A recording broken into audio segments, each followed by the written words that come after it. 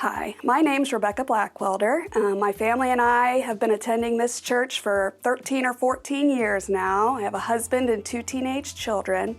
And today I was asked to speak to you about why I give to the basic budget of Plainfield United Methodist Church. And there's many reasons that I do that, but first and foremost I give because this is the place where my faith was truly cemented. I have struggled my whole life on believing that God really existed. It just seemed too good to be true. And I started attending the Friday morning Bible study, and through that and several years of learning and about God and His love, I could see the truth in it, and I felt God's presence in my life without a doubt for the first time. And because of that, I want to continue growing in that faith.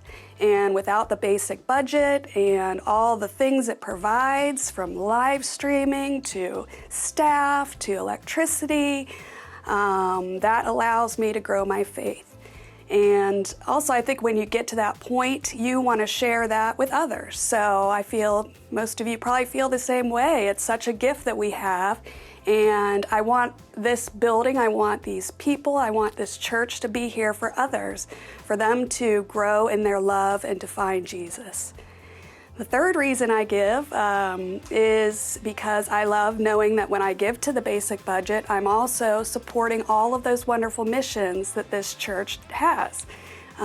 Because, we have insurance and electricity, it provides us to have a kitchen to serve many meals out of. It provides a beautiful building and staffing for our weekday children's program and our youth so that we can continue to spread God's message of love to the world, and especially to here in Plainfield.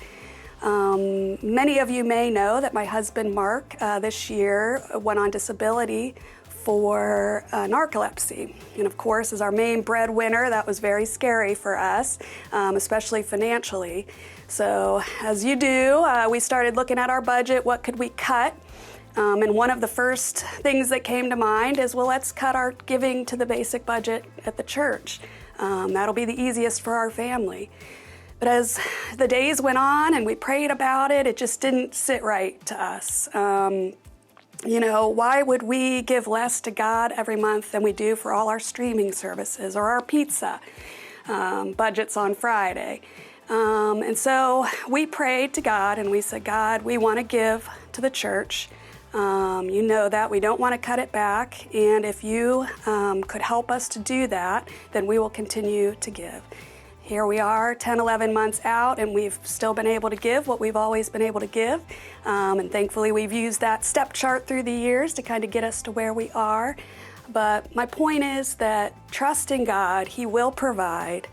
And every time at the end of the church service you hear, God gives, so we give. I really want you to think about that. Think about all the wonderful things God has given to you. Even in our deepest, darkest hour this year, we were able to see God's grace and love in our lives, and especially through the members of this church. So, because God gives, we give. Thank you for your generosity.